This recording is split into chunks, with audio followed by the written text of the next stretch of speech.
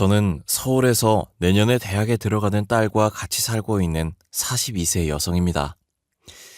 오늘 작심하고 글을 올리는 이유는 세상에서 가장 악독하고 파렴치하며 인간 말종 같은 두 남자에 대한 이야기를 여러분들에게 들려드리기 위해서예요.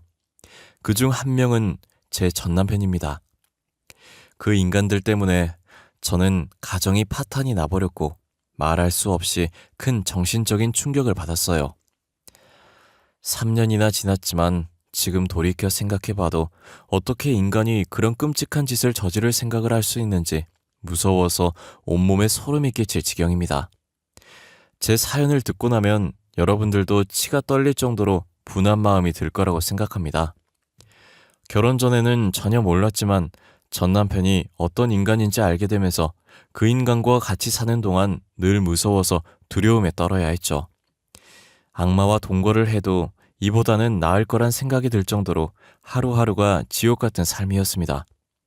그럼 이제 인간 말종 같은 두 남자로 인해 비참했던 제 결혼 생활 이야기 해보겠습니다.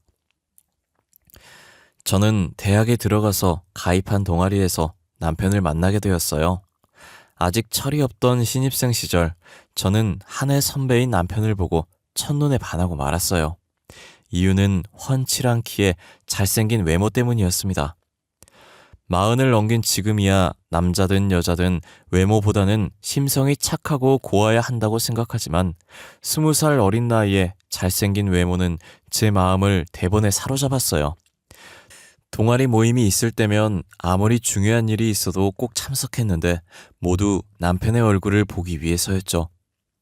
그렇게 1년 정도 혼자 짝사랑했지만 고백은 엄두도 내지 못하고 소가리만 하고 있었는데 2학년이 되어서 남편과 가까워지는 결정적인 사건이 터졌습니다.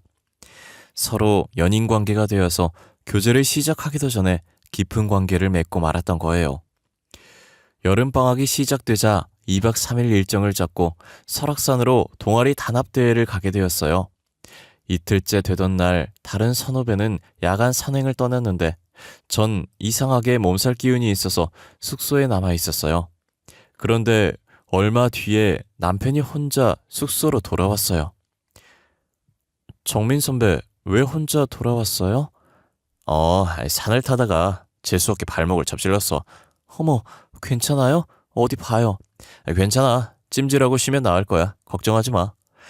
저는 남편을 위해서 냉장고에 있는 얼음을 꺼내 냉찜질을 해주었습니다. 그리고 청춘 남녀가 단둘만 숙소에 있으니 분위기가 묘해졌습니다. 분위기에 휩쓸려 선배와 하룻밤까지 보내고 말았습니다. 처음부터 저는 남편에게 호감이 있었지만 그렇게 빨리 사랑을 나누게 될 줄은 꿈에도 몰랐어요. 하지만 그 일을 계기로 남편과 저는 동아리에서 인정하는 공식 커플이 되었으니 소원을 이룬 셈이었죠. 그런데 한 달 뒤에 몸이 뭔가 이상하고 찜찜한 생각이 들어서 임신 테스트를 해봤는데 아니나 다를까 양성 반응이 나오고 말았어요. 저는 눈앞이 캄캄해지고 날벼락을 맞은 심정으로 이제 어쩌면 좋냐고 남편에게 울면서 말했는데 남편은 아주 태연한 표정이었어요. 뭘 어떡해. 같이 살아야지. 우리 어차피 결혼할 거 아냐? 그렇기는 한데 이게 뭐야. 대학 졸업도 안 했는데 애가 생기다니 어떡해.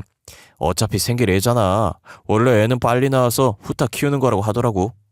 아니 선배, 지금 남 이야기 하는 거야? 결혼만 하면 무슨 수가 생겨? 우리 둘 다 학생인데 애를 어떻게 키울 거냐 말이야. 사람이 죽으란 법은 없거든. 걱정하지 마. 다 방법이 생기겠지. 걱정이 늘어진 저와는 반대로 남편은 뭐가 그리 좋은지 싱글벙글 천하태평이었어요. 그래도 자기가 저지른 행동을 피하지 않고 당당하게 책임을 지겠다는 남편을 보니 이 남자라면 평생 같이 살아도 되겠다는 믿음이 갔어요. 얼마 뒤에 저는 인사를 드리러 시댁에 갔습니다. 혼전 임신을 아는 시아버지는 제가 인사를 드려도 얼굴을 휙 돌려버리셨어요. 그리고 남편에게 짜증을 내시는 겁니다. 호적에 잉크도 안 마른 놈이 어디서 못된 것만 배워서 애부터 만들어? 아주 잘하는 짓이다. 시아버지의 말에 저는 부끄러워 얼굴이 달아올라 고개를 숙였는데 시어머니가 나섰습니다. 이게 전부 당신 닮아서 그런 거라고요. 꿈 많은 처녀였던 나를 임신시켜서 인생을 완전히 망친 사람이 누군데 그래요? 아이, 그때하고 지금하고 세상이 같아? 옛날에야 손이 귀하니까 애부터 만들었지만 요즘 덮어놓고 임신부터 하는 사람이 누가 있어? 시끄러워요.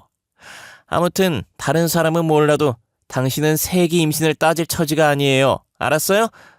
아이, 나 원참... 시어머니가 확실하게 못을 박자 시아버지도 무안해서 헛기침을 하시더니 입을 다물고 말았어요.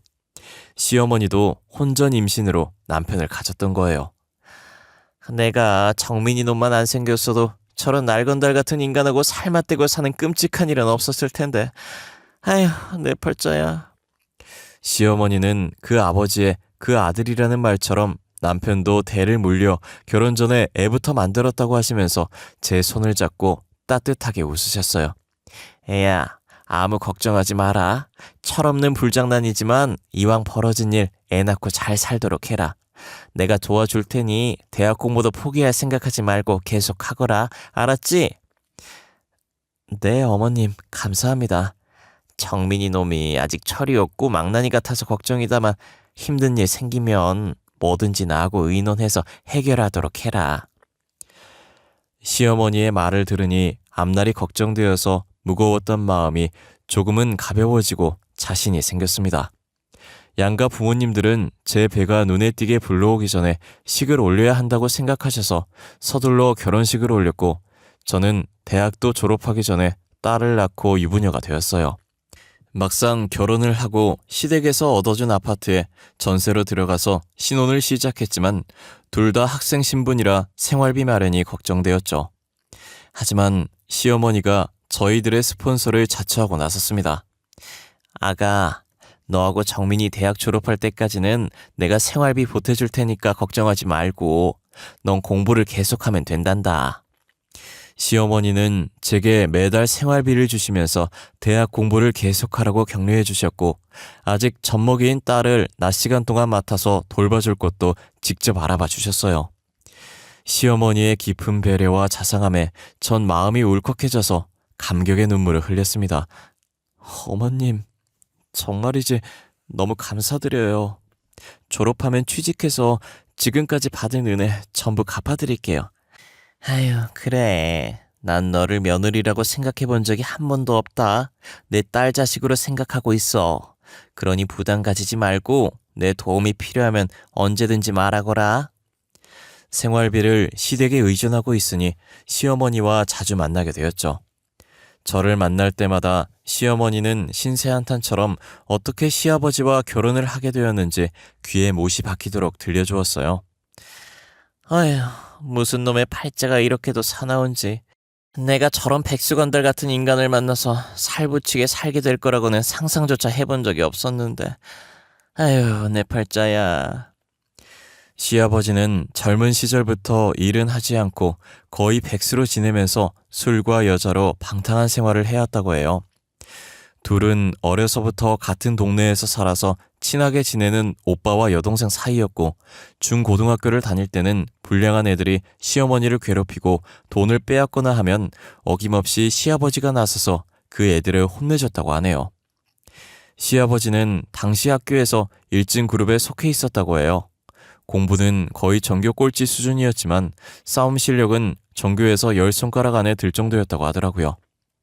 그런 시아버지가 든든하고 믿음직스러워서 친오빠처럼 의지하면서 지냈지만 시어머니의 집안에서는 당연히 학교에서 말썽만 피우고 다니는 시아버지와 가까이 지내는 걸 탐탁지 않게 생각하셨죠. 주연아, 저런 날건달 같은 놈하고는 상종을 하지 마라. 될성 싶은 나무는 떡잎부터 한다고. 지금도 공부는 안중에도 없고 늘 사고만 치고 다니는데 분명히 건달로 지낼 거야. 엄마, 종철이 오빠를 너무 싫어하지 마. 알고 보면 착하고 순진해. 뭐야? 주연이 너 설마 그놈 좋아하는 거야? 그냥 좋아하는 동네 오빠일 뿐이야.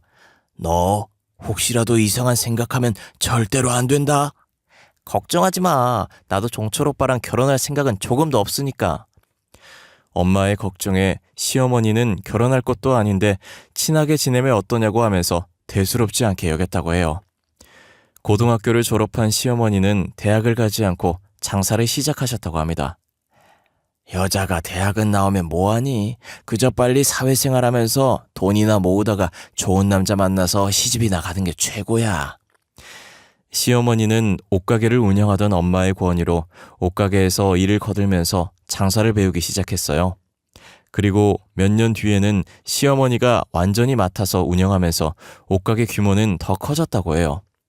그때부터 시아버지는 옷가게에 자주 드나들기 시작했고 시아버지의 끈질긴 유혹과 구애를 못 이겨서 어쩌다 술을 마시고 몇 번씩 밤을 같이 보냈대요. 그러다 그만 임신을 하게 되었다고 하더군요.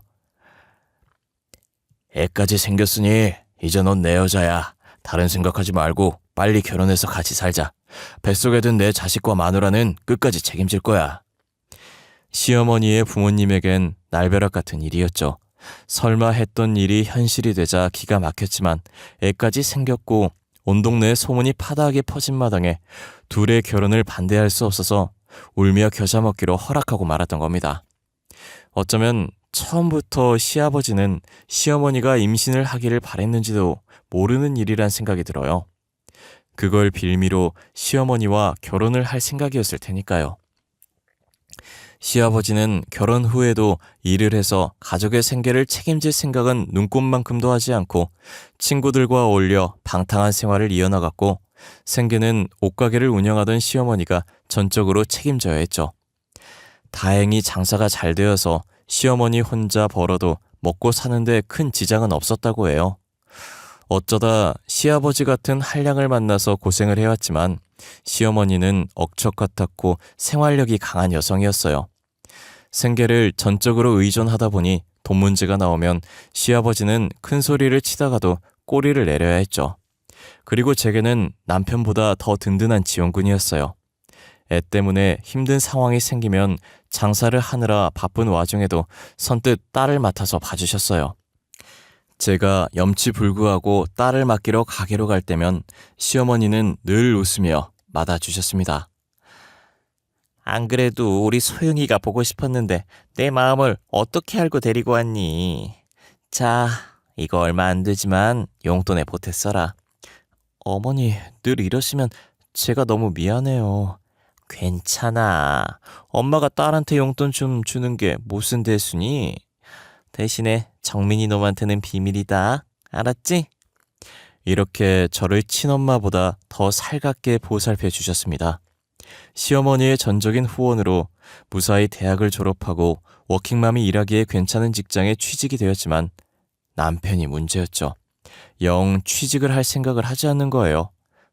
여보, 대학 졸업한 지 1년이 넘었어. 언제까지 백수로 지낼 거야. 나도 다 생각이 있으니까 보채지 마. 요즘 직장 구하는 게 쉬운 일이 아니잖아. 기다려봐. 눈여겨봐둔 거 지금 준비하고 있으니까.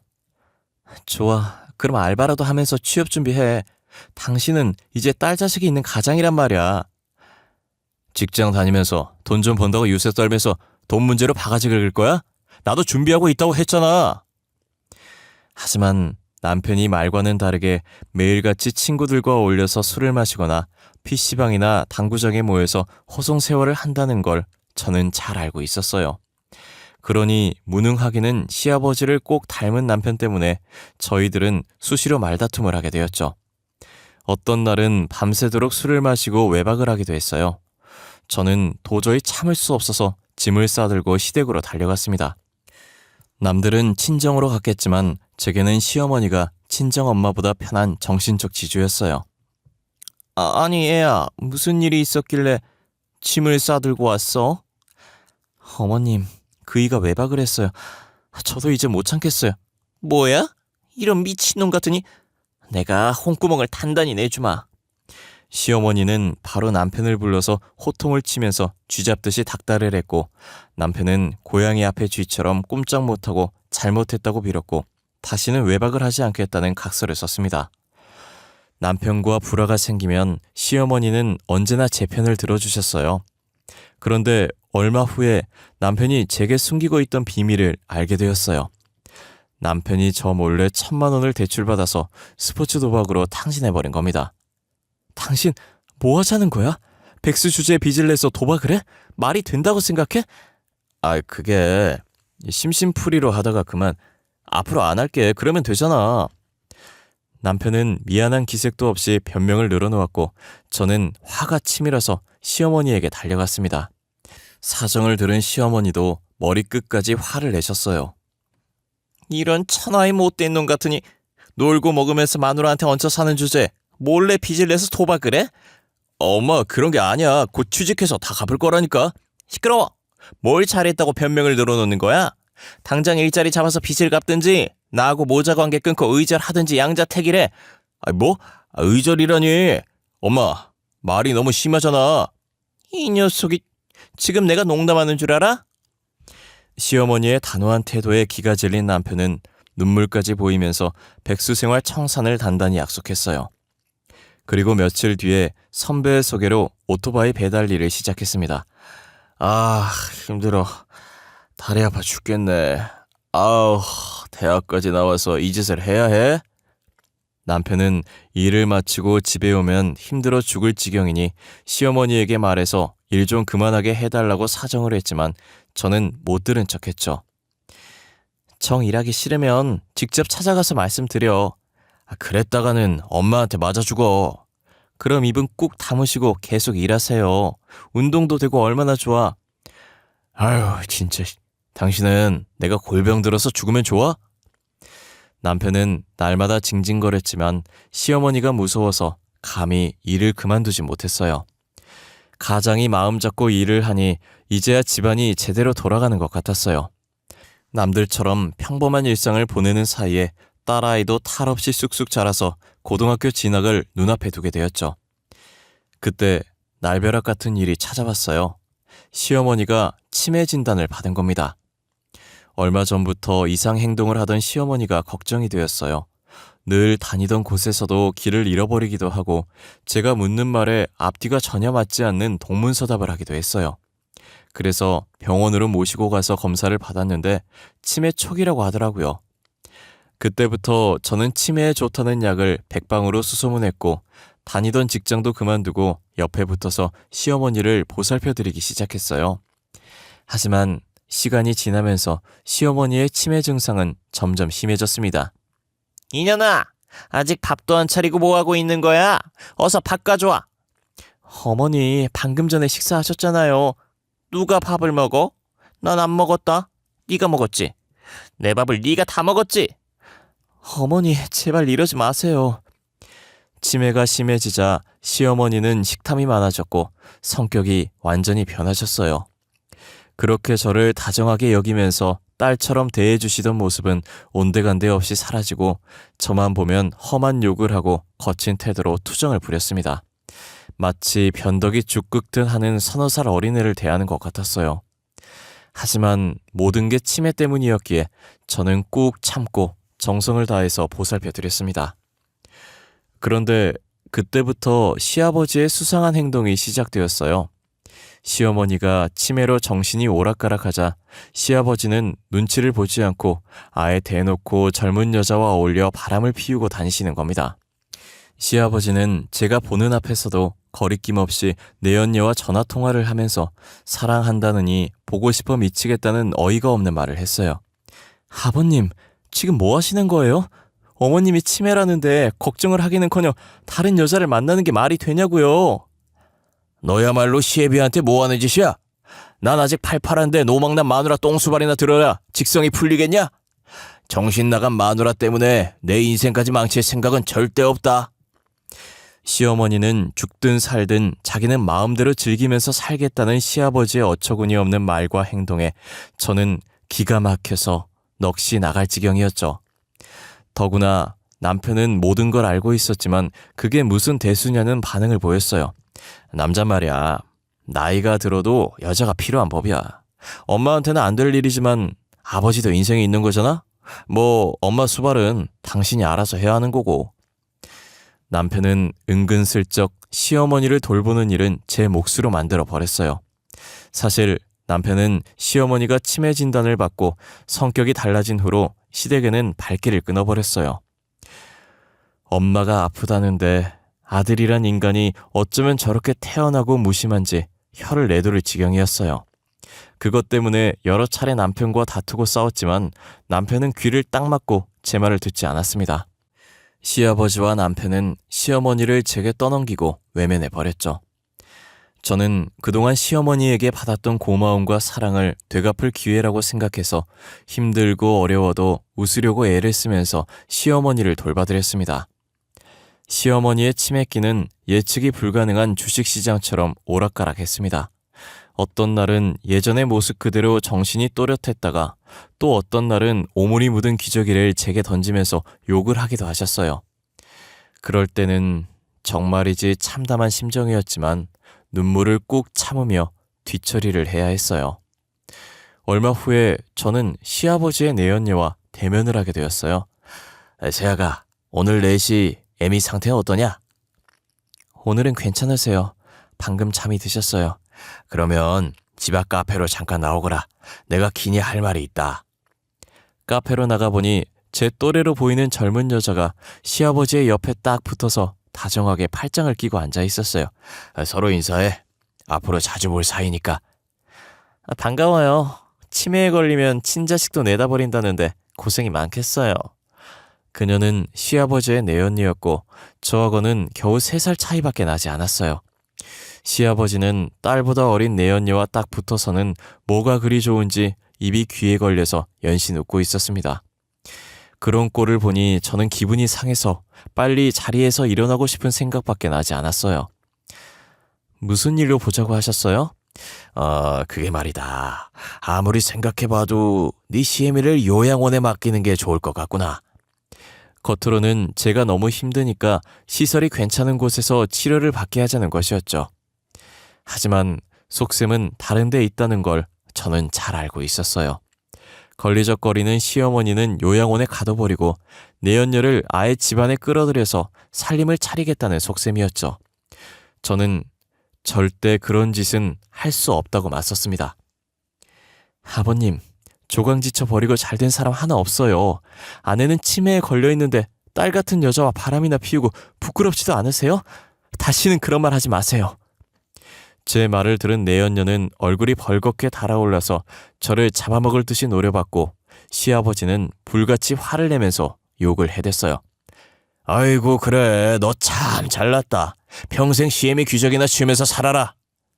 그러거나 말거나 시어머니를 그런 험악한 곳에 가둘 순 없었어요. 예상대로 제가 알아보니 시아버지가 말한 요양원은 무허가 시설 요양원이었고 병원이 아니라 거의 치매 환자들을 죽을 때까지 가둬두는 감옥이었어요. 그 일을 계기로 시아버지와 관계가 급격하게 틀어지게 되었죠. 그리고 얼마 후에 시아버지와 남편이 꾸미고 있는 끔찍한 음모를 알게 되었어요. 인간의 탈을 쓰고 어떻게 그런 짓을 할 수가 있는지 지금 돌이켜봐도 소름이 끼칩니다. 우연히 남편의 휴대폰에서 시아버지와 주고받은 문자를 보고 저는 경악해서 소리를 지를 뻔했습니다. 평소에 조심성이라고는 없었던 남편은 휴대폰 비밀번호 같은 건 걸어두지 않았거든요.